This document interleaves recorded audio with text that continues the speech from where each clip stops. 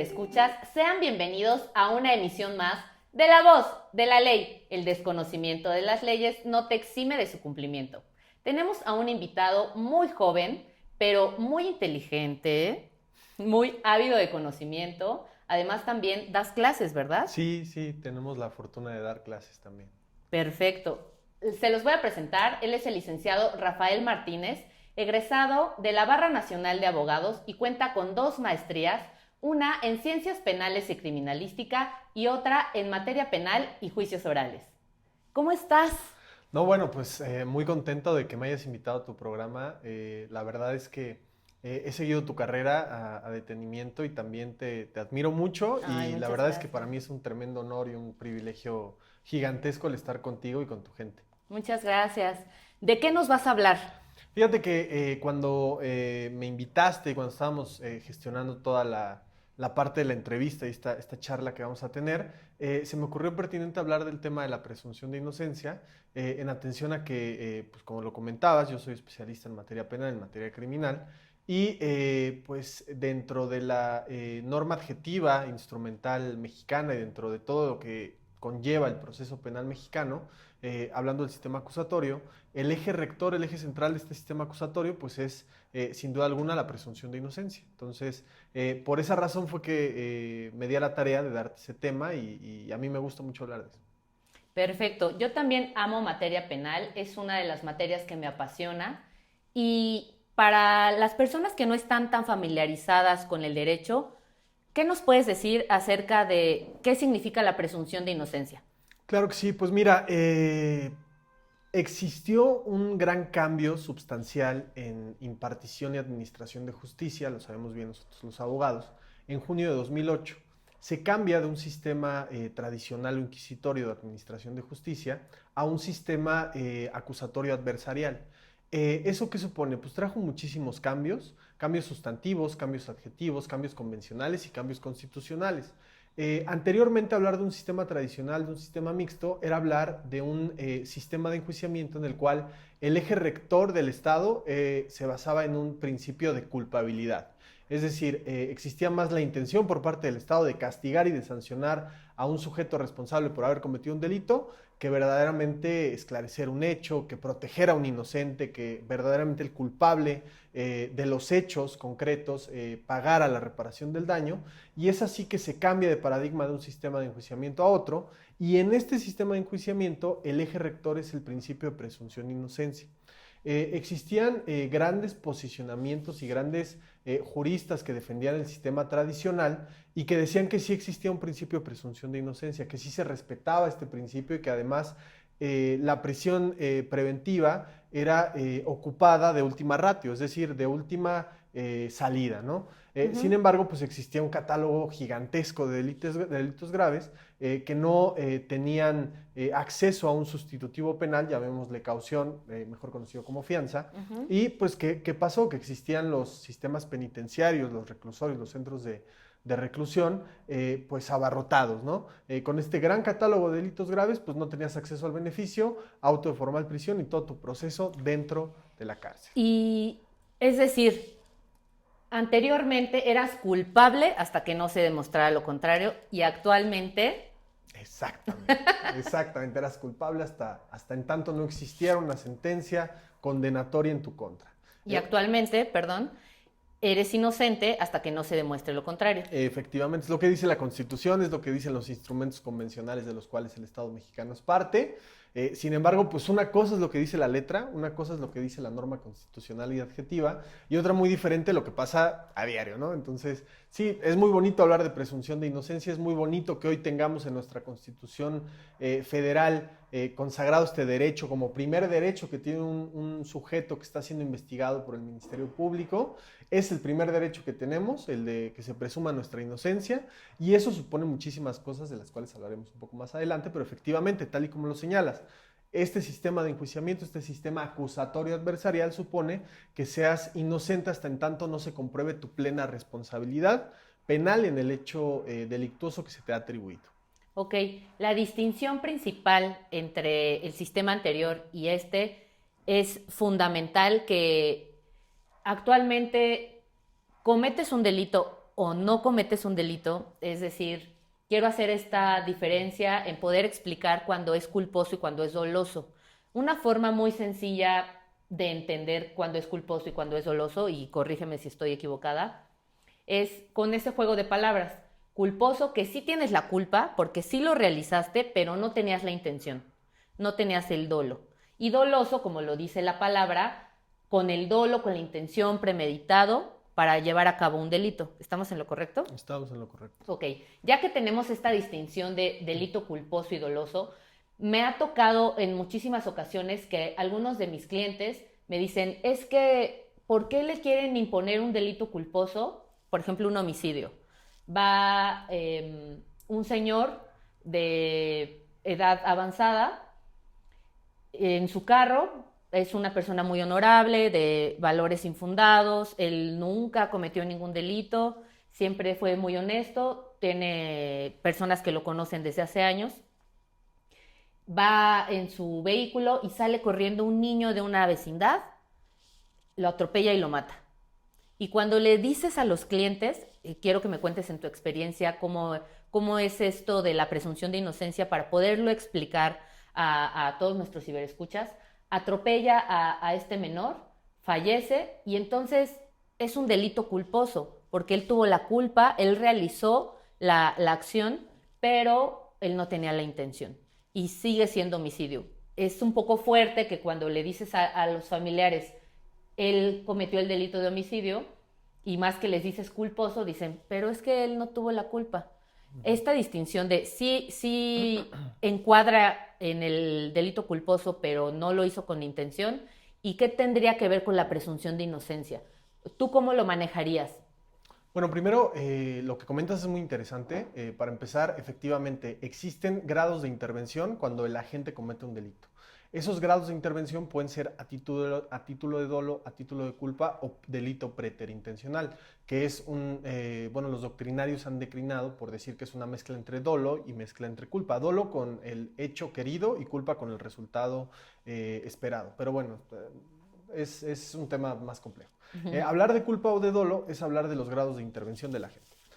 Definitivamente que no va a ser lo mismo que un sujeto cometa un delito con la intención de cometer el delito que cometa un delito sin la intención de cometerlo. Y tal y como tú lo señalabas, el dolo lo podemos entender como la intención querida y prevista por el agente para cometer un delito. Es decir, yo quiero, yo asumo y yo reconozco las consecuencias que tiene el cometer un delito, ¿no? Cuando hablamos de culpa, puede ser una culpa con representación o culpa sin representación. Yo no me representaba la posibilidad de que se cometiera el hecho delictuoso. Sin embargo, no guardé los deberes de cuidado necesarios para que ese hecho delictuoso no se consumiera. En el ejemplo que comenté, ¿nos puedes hacer como un ejemplo, con el mismo ejemplo de las que estás mencionando, por favor? Es un homicidio culposo a título de autor directo por parte del sujeto responsable. ¿Que iba manejando? El que iba manejando, el señor que iba manejando, es autor directo del hecho delictuoso. No podemos hablar de un autor intelectual porque él no lo planeó, no lo gestó. Es un autor directo, un autor material porque cometió el hecho delictuoso. A título de culpa, podríamos hablar de una culpa con representación, en atención a que, bueno, pues si tú tienes un vehículo automotor, pues tienes la noción y debes de tener el conocimiento de que ese vehículo automotor puede causar un percance, puedes cometer un delito con él, ¿no? Delito, en esta cuestión, la clasificación jurídica preliminar por parte de la representación jurídica, es decir, por parte de la representación social, por el Ministerio Público, sería un homicidio culposo y el grado de atribuibilidad al sujeto responsable pues sería de autor material. Ahora, ¿cómo se relaciona con la presunción de inocencia? Hay un concepto muy interesante que se introdujo en este nuevo sistema de enjuiciamiento, que se introdujo en este sistema acusatorio, el cual conoces bien, amiga, el hecho con apariencia de delito.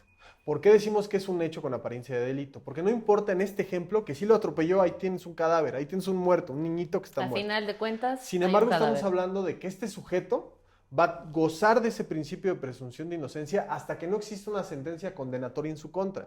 O sea, vamos a suponer que lo atropella, el señor se baja, ya tiene la calidad de garante, vamos a suponer que no lo mate instantáneamente, pero él tiene la obligación de bajarse de su vehículo porque está en calidad de garante de ese menor y tratar de auxiliarlo. Muere el niño, en ese momento pues llegan las patrullas, lo ponen a disposición, lo llevan a la fiscalía, a la agencia del Ministerio Público, él va a estar las 48 horas detenido, suponiendo que el Ministerio Público decide judicializar esa carpeta de investigación y que el órgano jurisdiccional, o sea, es decir, el juez tenga conocimiento de los hechos, va a ser llevado a audiencia inicial.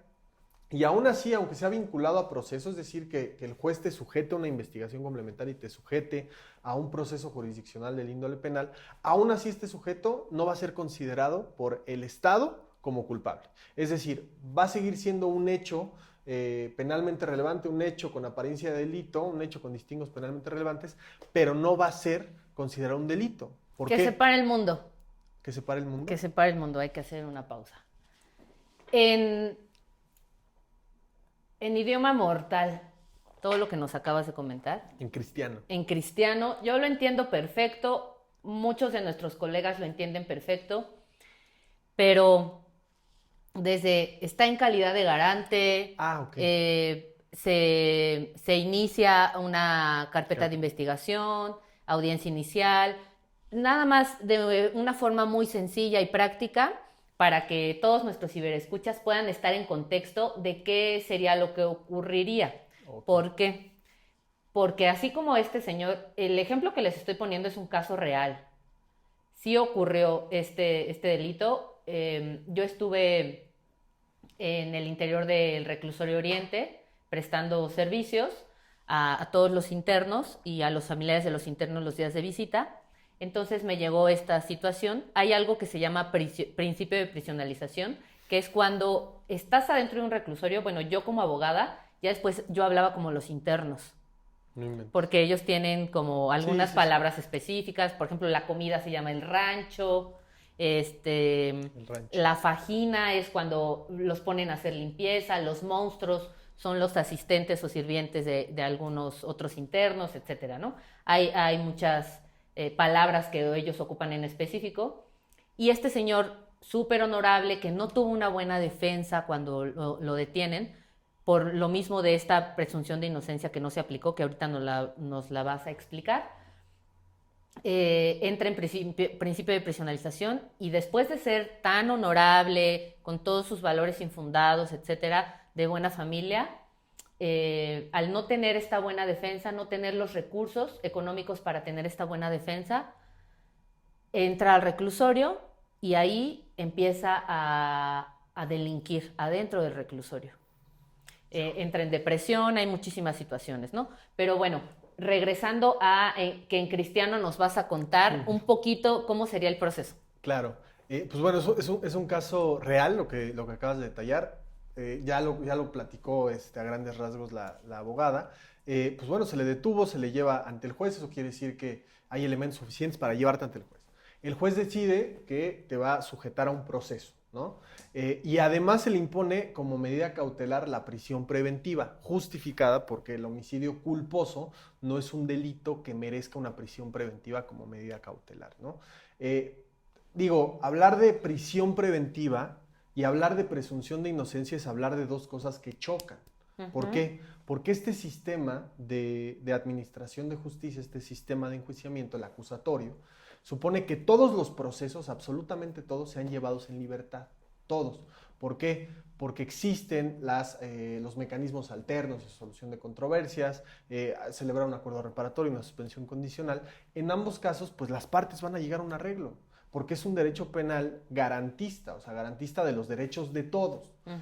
Hablar de prisión preventiva, en este caso justificada, como en el caso de este señor, es hablar de una excepción a la regla, a este principio de presunción de inocencia. Y hablamos de principio de presunción de inocencia y hablamos de prisión preventiva, y es hablar de dos cosas que chocan y que están en constante tensión.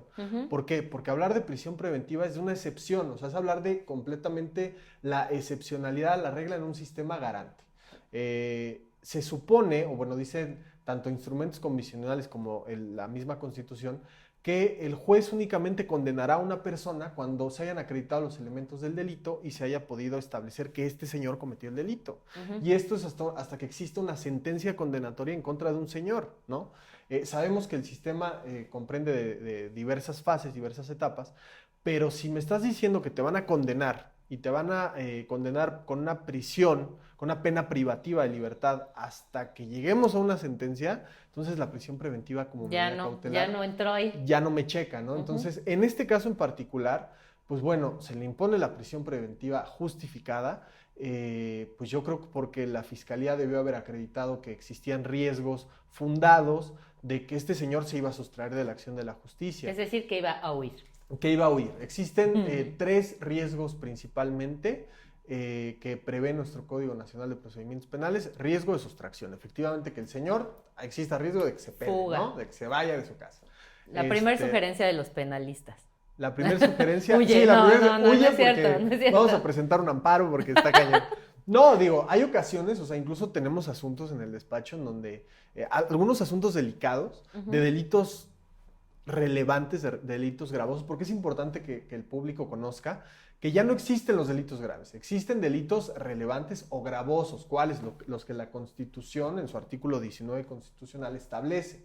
Ya no podemos hablar de delitos graves como lo hacíamos en el sistema pasado. Sin embargo, hablando de estos delitos que prevé el 19 constitucional, pues sí habrá prisión preventiva oficiosa para empezar. Y si es una investigación sin detenido, pues seguramente te van a librar una orden de aprehensión. Entonces, en esos casos, pues sí les decimos a nuestros clientes, cuando están en el supuesto B, es decir, que no estén privados de su libertad, ¿sabes qué? Vacaciones forzadas, y si tienes familiares en Estados Unidos, pues velos a visitar porque ya hay una orden de aprehensión o va a haber órdenes de aprehensión libradas en tu contra, ¿no? Pero bueno, en este caso se le vinculó a proceso con esta prisión preventiva justificada, seguramente no acreditó arraigo para poder combatir este riesgo procesal consistente en la sustracción, en que se pueda sustraer de la acción de la justicia, seguramente no acreditó arraigo, precisamente por lo que comentabas. Muchas veces las personas que están sujetas a una investigación criminal o que están detenidas en una agencia del Ministerio Público no tienen el acceso a una defensa técnica y adecuada, que también es un derecho humano, un derecho fundamental. Entonces, el hecho de que no tengan ese derecho y ese acceso a un abogado que verdaderamente conozca el sistema y que verdaderamente los defienda como tiene que ser, pues supone a temas como este. O sea, en un delito que no tendría que ser de prisión preventiva, en este caso justificada, pues justificó el Ministerio Público y pues el señor está privado de su libertad sin una sentencia condenatoria en su contra, sin que se haya acreditado penalmente que él cometió el delito, porque no se ha acreditado con independencia de que esté el menor muerto, ya está privado de su libertad sin tenerlo que estar. O sea, ¿qué tuvieron que haber hecho? Pues acreditar arraigo. Acreditar que no es un riesgo fundado para la sociedad que el señor esté privado de su libertad. Amigo, ya siento que ya te estás alterando por la injusticia que ocurrió. No, sí, la verdad, es que me ha pasado. Vamos a tomar tantita agua, por favor. Es bastante lamentable que eso pase, la verdad. Desafortunadamente es así cuando no existe una buena defensa y más cuando la familia no cuenta con estos recursos económicos, ocurre esto. Para que te relajes un poquito y respires, por favor. Hagamos de cuenta que no hubo prisión preventiva. Entonces, ¿nos puedes comentar cuál sería el proceso? ¿Sin prisión preventiva? Sin prisión preventiva con presunción de inocencia. Ah, perfecto. Es que con ambos hay presunción de inocencia. O sea, sí. Eres inocente, pero esta es tu medida cautelar. Exacto. ¿no? O sea, la medida cautelar es un mecanismo, es una innovación de este sistema que sirve para asegurar tu presencia en lo que dura el proceso. O sea, para eso es la medida cautelar. Existen reales y personales. Obviamente que personal, pues la prisión preventiva, la firma periódica. Vamos a suponer que no se le vincula a proceso a este señor con esta prisión preventiva como medida cautelar. Vamos a suponer que se le impone una firma periódica y una garantía económica en atención a que el menor falleció, ¿no?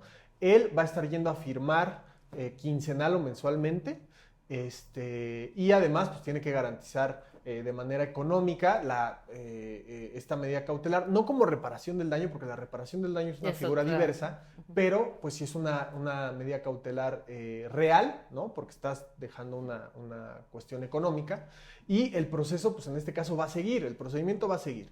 Pasamos a una fase de investigación complementaria y posteriormente a una etapa intermedia. Sin embargo, en este caso en particular, lo que este señor debió haber hecho es haber celebrado un mecanismo alterno de solución de controversias. Si, por ejemplo, no te alcanza porque pues, la familia, imagínate un niño, no sé cuántos años tenía, 3, 5, 10 años, están choqueadísimos, ¿no?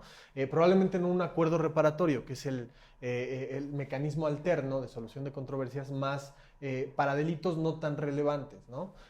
¿Alcanza un homicidio culposo? Sí alcanza, pero vamos a suponer que en este caso en particular no hubiera alcanzado, pues bueno, ahorita una suspensión condicional del proceso, incluso en audiencia se pudo haber solicitado esa figura, y que este señor pues pueda acceder a este mecanismo alterno junto con los familiares que lleguen a esta solución de suspensión condicional y que puedan concluir con ese proceso y que no se continúe con un proceso innecesario. Es que también hay que tener en consideración eso, o sea, muchas veces hay procesos, hay carpetas de investigación, hay investigaciones criminales que no tendrían que ser. ¿Por qué? Porque las partes deben de tener el conocimiento de que pueden suscribir estos mecanismos alternos y concluir con su conflicto.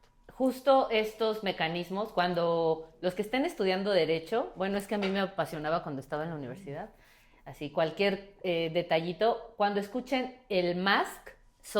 Es la abreviatura de estos mecanismos. Y habría economía procesal. ¿Qué significa esto? Que en lugar de llevar todo este proceso, podríamos ahorrárnoslo siempre y cuando la defensa tenga conocimiento de esto. O sea, no quiero como señalar o enjuiciar a colegas. A colegas. A coleguitas. A nuestros coleguitas hermosos. Pero estas medidas o estos mecanismos son muy importantes para ahorrar tiempo, dinero y esfuerzo a nuestros clientes. Yo soy una convencida de que cuando les ahorras tiempo, dinero y esfuerzo a los clientes por medio de un convenio, ellos regresan de alguna forma, no porque sean personas conflictivas, algunos casos sí. Algunos sí, sino que te recomiendan con alguien, con su familia, con personas muy allegadas, con sus clientes, proveedores, porque saben que haces un buen trabajo y que lo haces de forma efectiva. Claro. Sí, ¿no? Artículo 17 constitucional para los estudiantes, artículos 181 y 183, 190 y 191 del Código Nacional, para que puedan leer un poco más del acuerdo reparatorio y de la suspensión condicional, y recordar que, insisto, este sistema está diseñado para que todos los procesos sean llevados en libertad. Ahora, regresando al tema de la presunción de inocencia, la presunción de inocencia, rapidísimo, es un derecho humano que yo, como sujeto responsable, como la persona que están señalando como investigado, existen diversas acepciones, eres investigado, eres imputado, eres acusado y sentenciado, pero llamémosle investigado. Tengo el derecho humano a que se reconozca mi inocencia, a que la autoridad, por mandato constitucional, artículo 1 de la Constitución, me vea, me sienta y me trate como inocente. O sea, el juez, por ejemplo, cuando estás en esta audiencia inicial de la cual platicábamos, él debe de valorar los medios y los órganos de prueba que existan por parte de las partes, que las partes le den al órgano jurisdiccional, creyendo en la inocencia del señor que está ahí sentado como imputado. Debe de ver, debe de sentir, debe de tratar como inocente al señor que está siendo señalado como probable responsable de la comisión de un hecho delictuoso, y lógicamente que las fiscalías, los ministerios públicos deben de hacer lo mismo. Los primeros respondientes, los policías que te detienen deben de hacer lo mismo. Ya en la vida práctica, pues incluso ayer veía yo un meme, amiga, bien chistoso, que salía Fiscalía General de Justicia de la Ciudad de México y Tramotina están haciendo un convenio por los cuchillos, para que todos los imputados tengan su cuchillo Tramotina en la audiencia inicial. O sea, da risa, pero es que eso siempre pasa, ¿eh? O sea, cuando tienes un detenido, no, y además... por ejemplo, el narcomenudeo, ¿no? Y alcanzaron a precisar los dos primeros respondientes que traían a 200 metros una bolsita de plástico y que estaban realizando un intercambio, dos personas del sexo masculino y una persona del sexo masculino que huyó. O sea, siempre el vendedor no está, ¿no? Entonces... La verdad es que esas cosas son las que a este sistema le dan al traste, le dan en la torre, y este principio de presunción de inocencia pues no se respeta, porque pues va a estar privado de tu libertad, como el señor del cual platicábamos, durante lo que dure su procedimiento, que dice la Constitución y el Código Nacional que la prisión preventiva no puede exceder de 2 años, pero en muchos casos sí excede. Entonces, ¿cómo me vienes a decir que soy inocente pero estoy privado de mi libertad sin que exista una sentencia condenatoria en mi contra? Entonces, principio de presunción de inocencia, derecho humano, el más importante que tenemos. O sea, la Constitución en su artículo 20, en la fracción, en el apartado B, que es de los derechos del imputado, el primer derecho que se nos reconoce, el primer inciso, es a que se presuma nuestra inocencia. ¿Y esto qué supone? Que la autoridad nos debe de tratar, nos debe de sentir y nos debe de ver como inocentes. Y eso, desgraciadamente, no pasa. En casos como el que acaba de detallar amiga Quetzali, pues claramente pues no pasó. Tan es así que un delito por el cual no debes de estar privado de tu libertad, que también la libertad de ambulatorio es un derecho humano, pues sí estuvo. ¿Y qué fue lo que pasó? Que aprendió pues a extorsionar, que aprendió A robar. a robar. Horrible. Imagínense, ¿no? Entonces esa parte es muy compleja. Yo creo que es labor de la sociedad en general y sobre todo de nosotros que somos los operadores jurídicos, de que estas cosas no pasen. Sin embargo, también es un tema bien complejo porque sistema acusatorio en un país como México, y no tan solo México, o sea, también hablar de Latinoamérica también han tenido sus problemas, somos un país conflictivo y somos un país con un alto índice de corrupción. Entonces, Sí. la corrupción, lo violento y la educación que tiene México es justo lo que pues, le ha dado al traste a este sistema garantista, ¿no? No se trata de tener un sistema garantista, se trata de tener pues, personas justas, personas preparadas, personas además pues, con una calidad moral, una calidad ética, creo yo, pues bastante importante. No sé, por ejemplo, que los dos estudiamos en la Barra, en la misma escuela, yo me acuerdo que ética, por ejemplo, o sea, y voy a sonar un poquito romántico con esto, pero yo me acuerdo que ética, o sea, ya te la daban en noveno cuatrimestre. Ujú. O sea, ya que habías pasanteado, ya que habías... Ya que sabías, tenías maestría en No Cochuco. quiero dar todo. detalles. Ajá. Dices, oye, ética es en el primer cuatri. Sí. O sea, para que entiendas que la labor de un abogado, o sea, ¿qué quiere decir la palabra abogado? El que aboga por otro, el que defiende a otro. Entonces, es bien complejo. Yo me acuerdo cuando iba a estudiar Derecho, yo pues, vengo mi hermano es abogado, mi mamá es abogada, o sea, mucha gente es abogada en mi familia. Y no, pues es que hay un buen de abogados, que no sé qué. Pues sí, pero la labor del doctor y la labor del abogado es importantísima en una sociedad. O sea, Sí. hoy ves a los blogueros y ves a los... No, y con todo respeto, Ujú. pero realmente ahora con el tema COVID y con el tema, por ejemplo, del terremoto del 2017, pues te das cuenta que necesitamos pues enfermeros, que necesitamos doctores. Cuando tenemos un familiar detenido, cuando tenemos un familiar que está siendo sujeto a un proceso injusto, pues te das cuenta de la importancia de un abogado, ¿no? La columna vertebral, creo yo, de una sociedad demócrata, pues sí, sin duda alguna, pues son buenos abogados. Exactamente. Yo creo que la mayoría de las personas coinciden con nosotros en que tener en la familia un médico y un abogado, ya estás del otro lado. Y un contador también. Y un contador también es importante. También es importante. Temas de SAT, ya después hablaremos de eso con un abogado especialista en materia fiscal. Muy buen Pero tema. bueno, también hay delitos fiscales. Por supuesto, y patrimoniales, claro. Ujú. Y pues me gustaría que también en otra ocasión vengas con alguno de esos temas. Me Claro. interesaría muchísimo. Claro que ¿Y sí. quieres agregar algo más? Nada, pues espero haya quedado claro porque de repente sí nos fuimos con temas Somos muy intensos, muy Sí, intensos. sí, Te tuve sí. que calmar un poquito porque ya estabas queriendo ir al reclusorio a sacar al señor Sí, que ya atropelló está. al Quiero niño. saber cuál es su causa penal para ello. No, pues es que Dénmelo, sí, por favor. sí te indigna muchísimo, pero pues nada más para concluir con el programa, pues el agradecimiento, estoy tremendamente agradecido de nueva cuenta, de verdad. Gracias. Dicho sea de paso, pues para mí el poder tener estos foros y el poder participar con gente como tú, a mí me enriquece porque aprendo mucho de ti, aprendo mucho de los colegas. Yo creo que incluso comentaba mi amiga Quetzali, que su servidor da clases, tengo el privilegio de dar clases, tengo 3 años dando clases.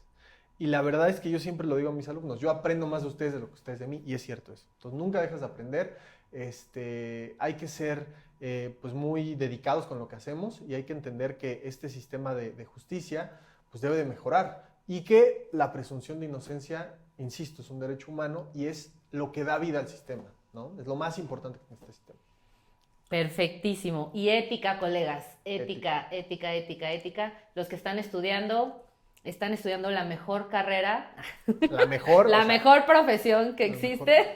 la mejor del mundo, ¿no? Sin duda Obviamente. alguna, ¿no? La verdad es lo que te digo, o sea, yo creo que incluso el decálogo del abogado, ¿no? En su 10ª fracción, ¿no? Pues, ¿qué le vas a decir a tus hijos que estudien? Pues derecho, ¿no? Claro. Yo a mis hijas les voy a decir que estudien derecho. Ok. En la Barra, obviamente. Aquí ya promocionando. Comercial. Comercial de la Barra. Muchas gracias, queridos ciberescuchas. Nuevamente, o por milésima vez, gracias. No, hombre, pues gracias a Y ti. te esperamos nuevamente con más temas Claro que de sí, interés. encantado de la vida. Muchas gracias.